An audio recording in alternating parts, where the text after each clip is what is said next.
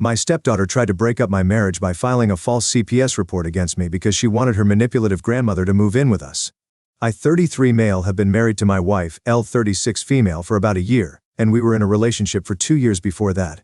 L has a teenage daughter from a previous marriage, Becca, 15 female, and let's just say that Becca doesn't like me. L has been divorced for about 6 years from her ex-husband because he'd been having an affair with a CO worker of his, and she caught them red-handed in her own bedroom. That effectively put an end to their 7 years of marriage. They'd been together since college and even had a daughter together, so that was a huge shock for L. And she didn't date anyone for quite some time after her divorce until we met at a common friend's party and got along really well. I asked her out, and that was when she finally decided to give men and relationships another chance, which is something I'm really grateful for. So, we began dating, then got into a serious relationship, and after around 7 or maybe 8 months of being together, she introduced me to her daughter. I tried to be nice to Becca for the first few months, but it wasn't easy given how she absolutely seemed to loathe my very existence.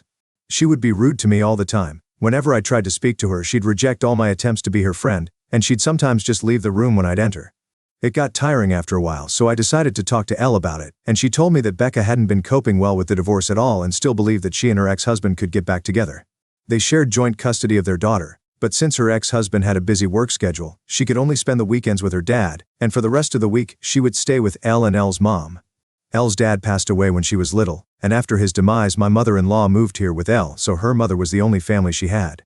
My mother-in-law, Kathy, 58 female, doesn't like me either, and while her behavior has been less outrageous than Becca's, it's still unfair because I haven't been anything but nice to them. My only fault in this situation is that I married Elle, and that's why they hate me. For whatever reason, both of them think that Elle should have given her ex-husband another chance and patched things up, but instead, she chose to leave him and move on with her life.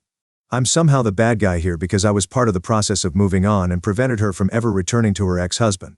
My mother-in-law and Becca are both quite fond of the guy, and the longer Elle stayed with me, the worse their behavior towards me became, because according to them, I was the only obstacle standing in the way of Elle and her ex-husband's reconciliation. The fact that the guy had been cheating on my wife for God knows how long didn't matter to them. After our first year together, I made my peace with it and accepted that Becca and Kathy were just never going to like me, and that's just how it is.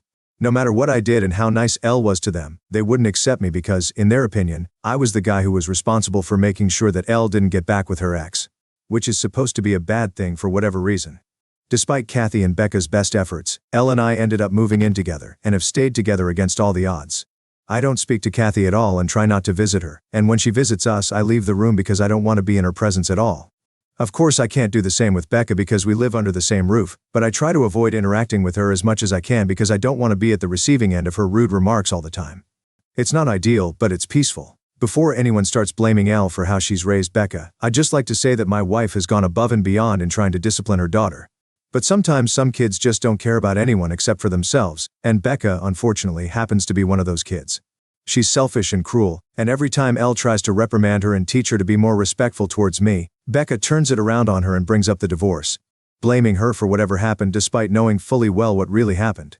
Elle doesn't have it in her to continue fighting with her daughter when she says things like that because she just breaks down into tears, and I end up having to console her. So, it was better for us to just let Becca and me keep our distance. I couldn't watch Elle allow her daughter to walk all over her because she told me how difficult it was for her to come to terms with her divorce. Especially because she had no support from her family. Kathy wanted her to forgive her ex-husband and go back to him, and had trained Becca to believe the same thing. Since they were all living together, she couldn't exactly prevent them from sharing the same beliefs either. Funnily enough, her ex-husband never expressed any desire to get back with her after the divorce and was quite content with being separated from his wife and daughter. So I don't know why exactly Kathy and Becca were so sure that he'd love to have her back. Elle couldn't move out either because at the time she didn't earn as much as she does now and was counting on her mother to help her out. I can't say anything to Becca because I'm not her biological dad, and I don't want to act like it either. Anyway, I really think that despite everything, Elle made the best of her situation and was able to rise above her problems. The least her daughter and I can do for her is to not constantly be hostile towards each other, and that's what we've been trying to do ever since they moved in together. She didn't suddenly start being nice, but she toned down her behavior after a while, and even that was a significant improvement. Things were going all right until about a week ago when Becca came to me when her mother wasn't at home and asked me if she could speak to me about something important. That was really weird for me because, like I said, Becca and I avoided speaking to each other as much as we could. Nevertheless, I told her to go on, and she told me that since her grandmother Kathy was getting older and needed more help with her day-to-day activities, she wanted Kathy to move in with us. Other families might have agreed to this arrangement in a heartbeat and even been proud of the thought behind it, but not me, because as far as I was concerned, Kathy was in perfect health and didn't need any help with anything at all. It was painfully obvious that Becca was bluffing. She only wanted Kathy to move in with us so they would have more control over me and Elle, because Elle was too sensitive to actually be able to stand up to them. In one way or another, they'd try their best to separate me and Elle. There couldn't be any other reason for her to come up with this suggestion, and I knew that for a fact. So, I didn't think twice before rejecting her suggestion, and told her that she was welcome to visit her grandmother as frequently as she wanted to, but I wasn't going to let Kathy move in with us. And that was non-negotiable. She gave me a nasty look but didn't pursue the matter further, which was kind of weird, but I was relieved that she wasn't trying to make an issue out of this and throwing a tantrum about it like she usually would have done. So I didn't think about it much.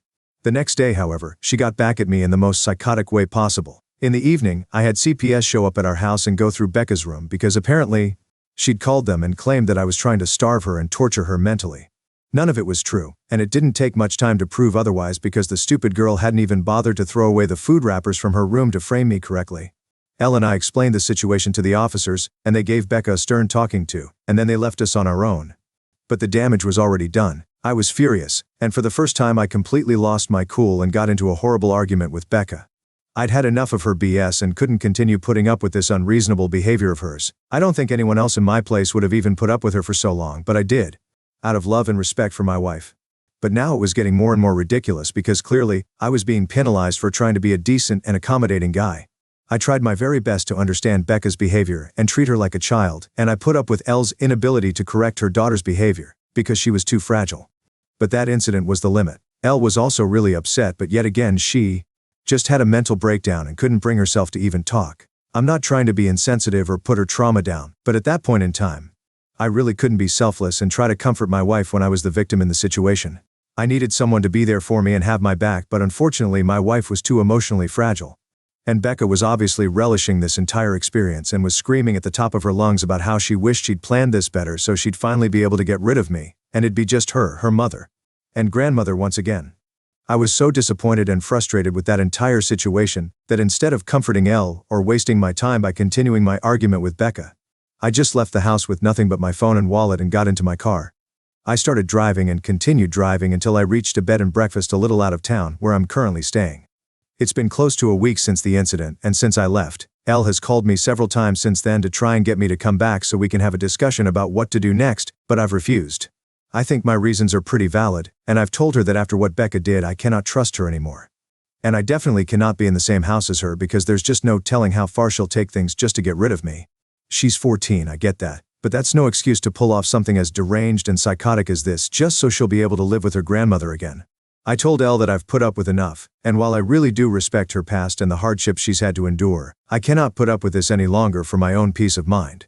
This time she failed to get me in trouble because she hadn't thought things through, but the next time she might have a better plan, and one that could end with me behind bars. My only concern right now is not to let there be a next time at all, so now she had to choose between Becca and me. I've told her very clearly that either her daughter stays in that house or I do. I can't go back to living with Becca anymore, and I know I'm putting Elle in a difficult spot. But I just cannot imagine any valid reason for me to continue living like this. I've done nothing wrong, and yet I'm being punished time and again by her mother and her daughter, while she breaks down over it, and I end up having to comfort her. This is not the life I'd envisioned for myself, and I refuse to go back to living like that again. So, I gave her an ultimatum, and told her that she could either send her daughter to live with her grandmother or father and live with me, or all of them could move back in with Kathy like earlier, and I'd file for divorce. It would be really difficult for both of us, but that was the only solution to this problem now. It's been a couple of days since we discussed this, and she's still trying her best to convince me to come back and sort things out, but I've been very firm about my conditions. We've been in touch regularly through phone calls and texts. But I haven't told her where I am exactly, because if she cannot promise me that she'll send Becca away, then I can't come back. That's my only condition. She's free to talk to her daughter and even go live with her whenever she wants to, but she cannot force us to live in the same house anymore. Last night, while we were on a call and going through the same arguments once more, I tried to explain Becca's side as well by saying that neither of us wanted to live in the same house, and for so long. Both of us had been tolerating our living arrangement for her sake only. But now that Becca had crossed a line, it clearly meant that she wasn't willing to live this life either, and that she had to let one of us go for our own good. Once again, Elle started crying and told me that she couldn't do either of those things because she loved us both and didn't want to lose either of us. She'd grown to love me more than her husband, and couldn't imagine a life without me, which was really touching to hear and made me feel better since I'd really begun to believe that our relationship was doomed. But she also told me that she couldn't let her daughter go either, because even though she was being a crappy human being right now, there was a time when Becca was the only person who could cheer her up. And even through the divorce, she'd tried to be there for her despite her belief that Elle should have gone back to her ex-husband. So she couldn't just pick one and let go of the other. She told me that she feels completely lost since she's trying to hold her family together, but it's all falling apart. Becca has been trying to persuade Elle to leave me, while I've given her this ultimatum to deal with, and she confessed that she has no idea what to do anymore, and feels like she failed as both a mother and a wife. I felt really awful when she was telling me what she was going through and felt like part of this was my fault for giving her an ultimatum. I can't imagine anyone who'd know whom to pick between their spouse and their child, especially in a situation like ours. I feel like a total jerk for demanding that she choose, but at the same time, what else can I do? Anyway, I feel just as lost as she does, and so I need help from the Reddit community right now. AITA. For asking my wife to pick between living with me or living with her daughter after my stepdaughter made a false complaint to CPS against me? Update 1. Hi everyone, thanks a lot for the advice, although I would like to touch on one subject and say that my wife is an emotionally fragile person, and she is well aware of it, and so am I. So, the hatred against her for being a bad mother or a bad wife is kind of harsh because she's been through something really awful, and in spite of that, she's managed to build a life for herself and her daughter. Her family didn't support her emotionally when she needed it the most, and she was literally cheated on by a man she'd known for half of her life, so of course, she's easily triggered when it comes to her failed marriage. Especially when she has to hear those same things again and again from her own loved ones. I'm not saying that it's okay for her to not teach Becca how to behave herself and be a better human being, but I do think everyone should cut her some slack because she's been through a lot. I know being fragile isn't something that excuses everything, but at least it explains her behavior, and I know she feels awful about it but just doesn't have the capacity to do anything about her situation. That being said, I also do think that I did the right thing by standing my ground and refusing to take back the ultimatum. The day after I read the comments on my original post, I called Elle up and told her that I was sorry that she was feeling upset about everything, but there was real danger in store for me if I continued to live with Becca. And I couldn't afford that. I told her that I'd always love and respect her, but this was where I drew the line, and she needed to make a decision for herself once and for all because she can't just let Becca walk all over her time and again simply because she's her daughter. That's not going to end well for anyone involved, least of all me, because she's proven that she's capable of anything just to get her own way. I didn't say much, but I just told her to do whatever she thinks is the right thing to do in a situation like this, and she said that she just needed some more time to think about it, and I agreed.